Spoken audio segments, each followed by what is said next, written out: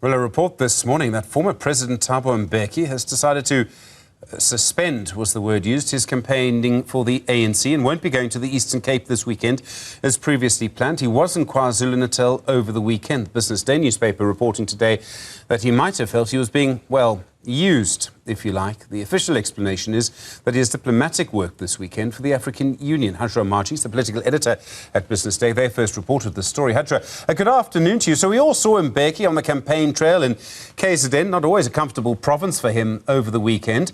Why is he not going to the Eastern Cape? Well, we saw Mbeki like we've never seen him since 2004, Stephen. His campaign, both in Gauteng and in KwaZulu-Natal, was reminiscent of that 2004 and the 1999 campaign, where the ANC won an overwhelming victory at the polls.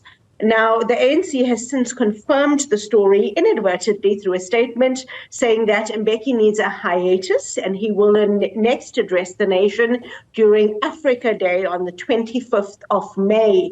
What we heard is that Mbeki has played his part, and that is confirmed by an SRF survey that's come out today that puts the ANC on about 45%. But he felt as though, I'm told from those close to him, that there were certain criminal elements, and he felt like his campaign in KwaZulu-Natal was hijacked. I did see him surrounded by the likes of Batabile Dlamini on the weekend, and that did raise an eyebrow for me. And it seems as though he will deliver that national address on Africa Day, and he will not be going to either the Eastern Cape or the Western Cape in the next week, as he was planned or scheduled to do. How do you assess then what's really going on here? I mean, you're of course completely correct, Hajra, that he's been more energised on the campaign trail, as you say, than at any time over the last 20 years. He had been critical of the ANC in the interim, stepped back really from campaigning completely during the Zuma era.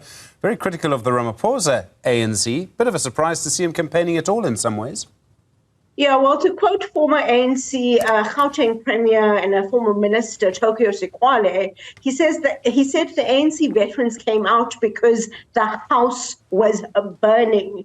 The opinion polls, independent polls, ANC polls, DA polls, all put the ANC at about 40% a month ago. And for the last few months and the last few years, that was consistent because of cost of living, because of load shedding, and probably because of unemployment as well. And the veterans knew that if the ANC falls to 40%, they would have no choice but to turn to the likes of the EFF or the Umkhonto we Sizwe party now led by Jacob Zuma. So they thought they would come out to try to salvage what they could for the ANC, so the ANC would not have to make that hard decision. But ultimately, polls in South Africa do not have a good track record. I guess we're all waiting for May 29th, and the chips will fall where they may. What Mbeki did say over the weekend is that what South Africa needs is a second CODESA. And I've also heard the Freedom Front Plus talk about a possible government of national unity.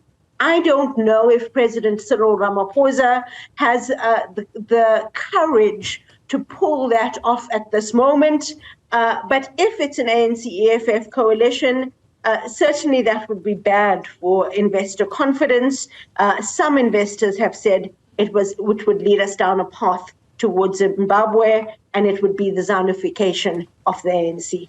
President Cyril Ramaphosa's relationship with the former President Mbeki, I mean, it seems to have gone through several phases. You'll remember very well the recall of former President Mbeki in 2008. There was some very informed suggestions at the time that perhaps Ramaphosa had led the debate in the NEC, wanting him to be recalled. Go back a little further, I think it was around 2000, your memory may be better than mine on this, when Mbeki, it appeared, seemed able to force Ramaphosa and Matthews Bauza and Tokyo Sekwale out of frontline politics. I mean, Mbeki's relationship with Ramaphosa, it's not on the scale of Zuma and Mbeki, but it's still complicated. Yeah, and let's not also forget that it is Cyril Ramaphosa that ultimately expelled Julius Malema from the ANC and led to the rise of the EFF.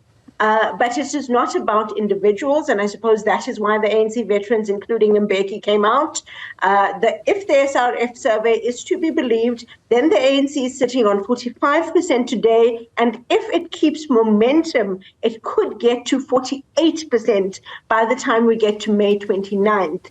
If that happens, then they will need perhaps the Good Party to form a coalition. I'm not so sure, though, because if you look at cost of living, if you look at where the ANC has lost, it has never won before. If you look at the levels of service delivery, especially in our metros, it still could be a difficult conversation post-elections. And it seems to me as though if the ANC drops to 40%, Ramaphosa will have little bona fides to argue in coalition talks, which means Mbeki would need to play a stronger role. I was watching to see what the long-term plan would be, and when he said a national dialogue or a second CODESA, I understood why he was campaigning for the ANC, because he needed to have that street cred in order to lead such a process should the ANC drop to the low 40s. What is also interesting to me is what Mbeki's views are on the way forward, whether he would accept a coalition with the EFF, whether he would accept a coalition with MK. We know the party is strongest in KwaZulu-Natal. So even if the ANC doesn't drop to the low 40s nationally, it could drop significantly in Gauteng, in KwaZulu-Natal, and in the Free State. And Mbeki's views on who the ANC should go into a coalition with, the EFF or the Democratic Alliance, could play a big role in determining the future of this country. It has been described as the second transition since 1994. It has been described as the possibility of a government of national unity. And I mean, who other than Mbeki do we have left to lead those talks should they need to happen? I can't wait for May 29th, Stephen. Let the chips fall where they may, and then let us proceed from there. Oh, Hajra, it's May the 30th. That's going to be the fun time. Thanks very much indeed for the memory of the past and the insight into the future. Hajra Omarjee is the political editor at Business Day.